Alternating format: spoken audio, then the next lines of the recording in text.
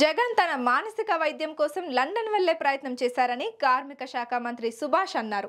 జగన్ మతిస్థిమితం కోల్పోయి మాట్లాడుతున్నారని విమర్శించారు. చంద్రబాబు విజన్, పవన్ కార్యదక్షత రాష్ట్రాన్ని పురోభివృద్ధిలోకి తీసుకెళ్తుందని అన్నారు. వరదల ఇబ్బంది నుంచి ప్రజలు ఇంత త్వరగా కోలుకోవడానికి చంద్రబాబు పట్టుదలగా పనిచేసి అధికారులతో పని చేయించడమే కారణమంటున్న కార్మిక శాఖ మంత్రి సుభాష్ తో మా Turpu Godavari correspondent Uday face to face.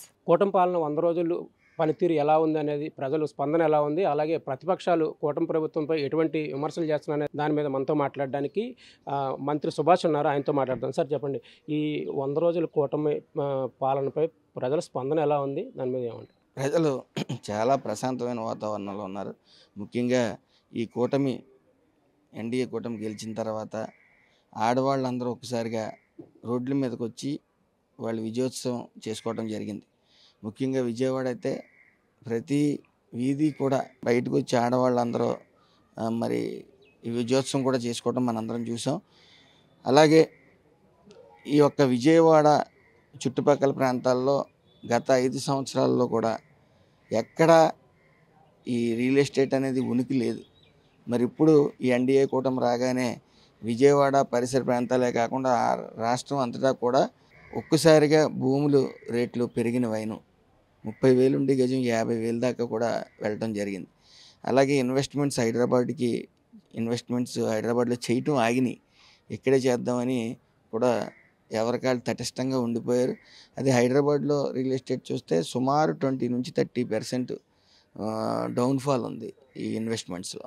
Sir, ఇప్పుడు ప్రధానంగా ఒక విమర్శ అయితే ఉంది ప్రతిపక్షాలు. అంటే జగన్మోహన్ రెడ్డి అయితే ఒక విమర్శ చేస్తున్నారు, వరదలను ఆదుకోవడంలో ప్రభుత్వం పూర్తిగా విఫలమైందని. దాన్ని ఏమంటారు? నాకు తెలిసి జగన్మోహన్ రెడ్డి వైనాట్ 175 అంటూ వాళ్ళ అనుచరులు కానీ వాళ్ళ మంత్రులు కానీ గతంలో వైనాట్ 175 మేము ప్రభుత్వాన్ని ఎలాగా ఫామ్ చేస్తాం, వైజాగ్లో మేము ప్రమాణ స్వీకారం చేయబోతున్నాం అని ఒక మైండ్ సెట్కి ప్రిపేర్ అయిపోయి ఉన్నారు. ఒక్కసారిగా ప్రజలు వాళ్ళని చేదరించుకునేటానికి 11 సీట్లలోకి పడిపోయారు. వాళ్ళు అది జీర్ణించుకోలేక మానసిక స్థితి అధినాయకుడికి పోలేదు, వాళ్ళు వైసీపీ అధినాయకుడికి పోలేదు, కింద కేటర్కి కూడా పోలేదు. వాళ్ళు పిచ్చి మాటలు ఎలా అంటే, ఆయన మానసిక స్థితి ఎంత పడిపోయిందంటే, నేను first time MLA, first time మంత్రి, ఫస్ట్ టైం నేను అసెంబ్లీకి వెళ్ళినప్పుడు విచిత్రమైన సంఘటన చూశాను. ఈ జగన్మోహన్ రెడ్డి అండ్ ఈ బ్లాక్ కండువాలు వేసుకుని సేవ్ డెమోక్రసీ అంటూ వచ్చారు. ఈ సేవ్ డెమోక్రసీ ఏంటా అనుకున్నప్పుడు 34 మంది వైసీపీ నాయకులను చంపేశారు అని చెప్పడం జరిగింది.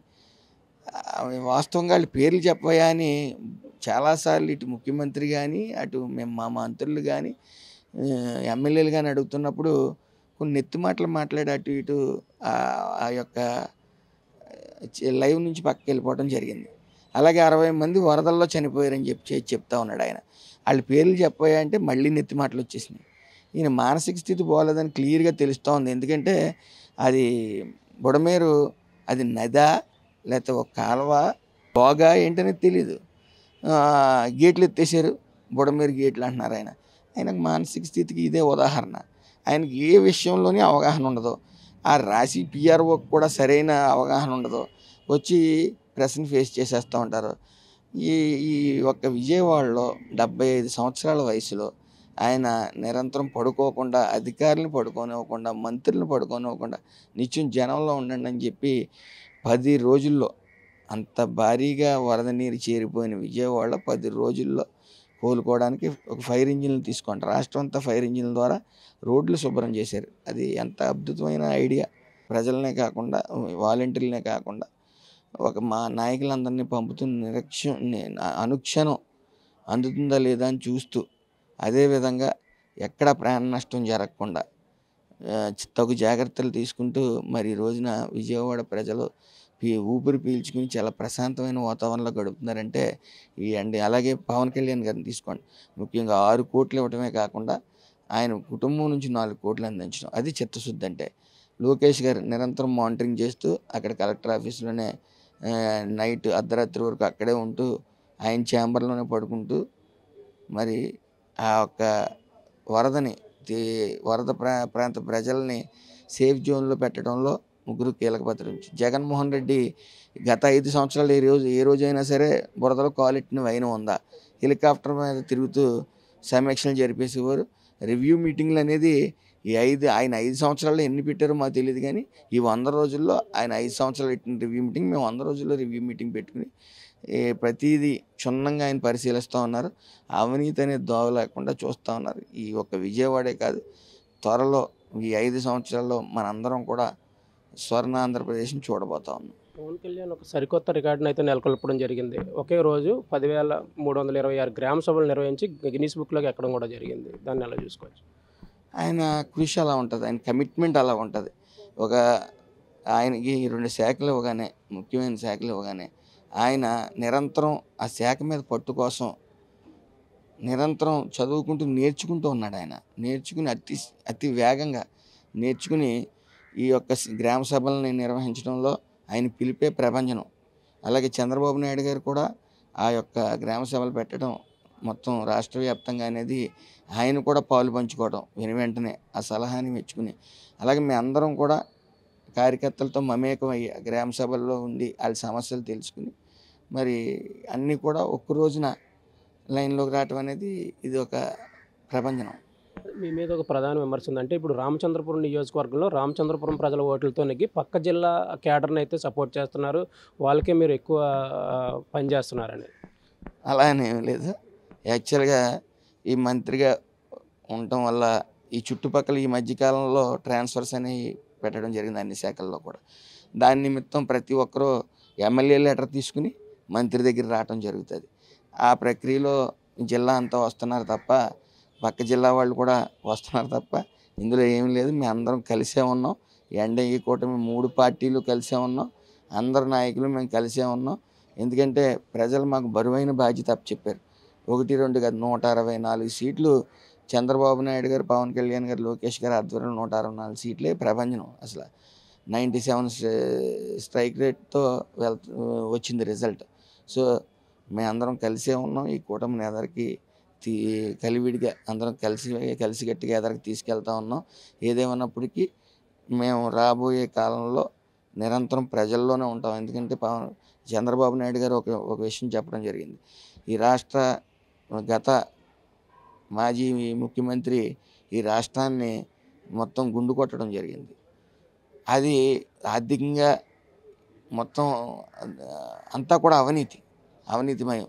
రాష్ట్రం ఆర్థిక అభివృద్ధికి నోచుకోలేదు. సో మనకి ఆర్థికంగా సరైన నిధులు లేనప్పటికీ మనకు ఆలోచనలు ఉన్నాయి. ఆలోచనలతో ముందుకెళ్దామన్నారు.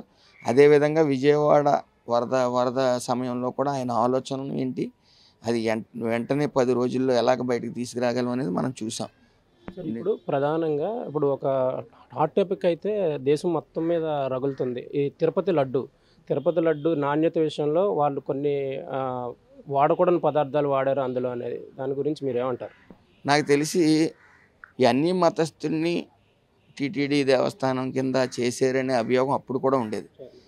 అయితే వాళ్ళు హిందువుల మనోభావాలు దెబ్బతీయటం ఎలా అనే దాని మీద ఫస్ట్ నుంచి లాస్ట్ వరకు ప్రయత్నించినట్టు మనం క్లియర్గా అర్థమవుతూ ఉంది. ఫస్ట్ నుంచి కూడా క్లియర్గా అర్థమవుతూ ఉంది. మరి అన్నం తినే ఏ మనిషి కూడా ఇలాంటి పనులు చేయరు. అశుద్ధం తినేవాళ్ళే చేస్తారు. ఇది రగిలిపోతూ ఉన్నారు ప్రజలందరూ కూడా. ఇలాంటి చెత్త పనులు చేయటం వల్ల 11 సీట్లు పరిమితం. ఇదే విషయం కానీ ఎలక్షన్ ముందుకు వచ్చుంటే జగన్మోహన్ రెడ్డి కూడా భూస్థాపితం అయ్యేవాడని చెప్పేసి క్లియర్గా తెలుస్తోంది. ఏదే త్వరలో ప్రజల్లోకి వచ్చే పరిస్థితి కూడా వైసీపీ ప్రభుత్వానికి ఉండదు. అది చేదరించుకున్నారు కాబట్టే ఒక్కొక్క నాయకుడు వీళ్ళ వ్యవహారం తెలుస్తుంది కాబట్టి బయటకు వచ్చేస్తూ ఉన్నారు. ఇంకా జగన్మోహన్ రెడ్డి ఒంటరివాడు అవటం తథ్యం.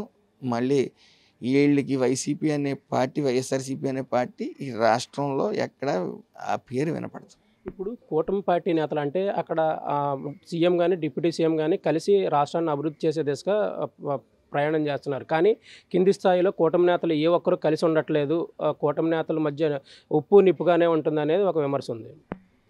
ఇవన్నీ ప్రతిపక్షాలు మధ్యలేని మాటలుగా భావించవచ్చు మనం. ఆర్థిక పరిస్థితి ఏమాత్రం బాగోలేదు వాళ్ళకి. వాళ్ళు ఒక పక్కన వైఎస్ఆర్సీపీ నుంచి పొలవమని పార్టీ ఫిరాయించి మా దాంట్లోకి వస్తూ ఉన్నారు. ఇంకా చాలామంది ఉన్నారు. మేము గేట్లు తెరవడానికి చంద్రబాబు నాయుడు గారు వాళ్ళు ఒక పరిస్థితి చూసి వాళ్ళు గతం ఏంటనేది చూసుకొని మేము జాయిన్ చేసుకోమని చెప్పడం జరుగుతూ ఉంది. ఒక్కసారిగా మేము గేట్లు ఎత్తామంటే చెప్పాను కదా, ఆఖరికి ఆయన వెనకాల వాళ్ళ అమ్మగారు చెల్లి కూడా లేదు. కాబట్టి ఒక్కడే అయిపోయే పరిస్థితి, ఒంటరి అయిపోయే పరిస్థితి. ఆయన్ని ప్రజలు నమ్మే పరిస్థితులు లేరు. ఒక్కసారి ఛాన్స్ ఇవ్వండి అనుకుంటూ వచ్చాడు ఆయన. ఆ ఒక్కసారి ఛాన్స్ ఇచ్చారు, అక్కడితో అయిపోయింది. ఇంక మళ్ళీ ఆయన్ని ఎన్నుకోవటం అనేది జరగదు. ఎట్టి పరిస్థితులు కూటమి అందరం మేము కలిసే ఉన్నాం. ఇంత 164 మందిని ఒక్క తాటి మీదకి తీసుకుని వచ్చి అందరూ 3 పార్టీలు కలిసి ఉండటం అంటే మామూలు విషయం కాదు. ఎక్కడ ఏదో చిన్న చిన్న సంఘటనలు ఎక్కడన్నా ఉంటే ఉండొచ్చు, కానీ అది మేము అందరం కలిసే ఉన్నాం. కలిసికట్టుగా ఎదరికెళ్తాం. వై నాట్ 175 అనేది ఇష్ట మీద చంద్రబాబు నాయుడు గారు వెళ్తున్నారు, ఆయన కూడా మేము ఉంటాం. జగన్మోహన్ రెడ్డి మీ ప్రభుత్వం వచ్చిన 2 నెలల్లోనూ ఒక విమర్శ చేయడం జరిగింది. 31 మందిని రాజకీయ హత్యలు చేశారు. ఇది కేవలం కక్ష సాధింపు ప్రభుత్వం, ఎటువంటి అభివృద్ధి చేయకుండా కేవలం కక్ష సాధింపుగానే ఈ ప్రభుత్వం నడుస్తుందని 31 మంది హత్యలు జరిగాయి. అసలు వాళ్ళు ఎక్కడ జరిగాయి? వాళ్ళ పేర్లు ఇవ్వండి అంటే ఈ రోజైనా ప్రెస్ని ఫేస్ చేయగలిగాడు ఆయన. మీరు మరీ ముఖ్యంగా చూడండి, మన విజయవాడ వస్తున్నాం, విజయవాడ వరద జరుగుతున్నప్పుడు హుటాహుటిని లండన్ వెళ్ళాలన్న ప్రయత్నం చేశాడు ఆయన. అది కేవలం ఈయన మానసిక పరిస్థితి బాగోపోవటం వల్ల మందుల కోసమే లండన్ వెళ్తున్నాడు అతను. అందులో ఏ విధమైన సందేహం లేదు. ఆయన 34 పేర్లు ఇప్పుడు మేము ఓపెన్ ఛాలెంజ్ 34 లేకపోతే 31 ఏ అయితే వాళ్ళు నేతలను హత్య చేశారన్నారో వాళ్ళ పేర్లు ఇమ్మనండి, దేనికైనా సిద్ధం. అలాగే 60 మంది చనిపోయారు వరద బాధితులు అంటే పేర్లు ఇమ్మనండి. ఆయన అర్థం లేని అభియోగం, మానసిక స్థితి బాగోలేదు ఆయనకి. ఇంకా అప్పుడే 3 నెలలకి ఇలా అయిపోయాడంటే నాకు తెలిసి 5 నెలల్లో మరి చంద్రబాబు నాయుడు గారు చొరవ తీసుకుని మంచి మానసిక వైద్యులు తీసుకుని వస్తారు. అందులో ఏ విధమైన సందేహం లేదు. ఆయన లండన్ వెళ్ళవలసిన పని లేదు. ఇక్కడే మంచి మానసిక వైద్యులు తీసుకుని వచ్చి నయం చేసే ప్రక్రియ. ఈ 100 రోజుల్లోనే ప్రభుత్వం ఎన్నో అభివృద్ధి కార్యక్రమాలు చేపట్టిందని సుభాష్ చెప్తున్నారు. జగన్ మానసిక పరిస్థితి బాగోలేకపోవడం వల్లే తమ ప్రభుత్వంపై విమర్శలు చేస్తారని చెప్తున్నారు. ఈ వరదల్లో కూడా చంద్రబాబు నాయుడు 24 గంటలు ప్రజల్ని కాపాడుతూ వారికి కావాల్సిన కనీస అవసరాలను తీరుస్తూ ఉన్నారు. కాబట్టి త్వరగా విజయవాడ ప్రజలు వరదల నుంచి కోలుకున్నారని చెప్తున్నారు. జగన్ మానసిక పరిస్థితి బాగోలేదు, తల్లి చెల్లి కూడా అతను వదిలేసి ఇప్పుడు ఒంటరివాడుగా జగన్ మిగిలిపోయాడు అని కూడా చెప్తున్నారు. రానున్న కాలంలో వైసీపీ పార్టీ పూర్తిగా ముగిసిపోయే పరిస్థితి ఉందని కూడా సుభాష్ చెప్తున్నారు. మెగా న్యూస్ కోసం వీడియో జర్నలిస్ట్ దొరబాబుతో ఉదయ్ రామచంద్రపురం నుంచి.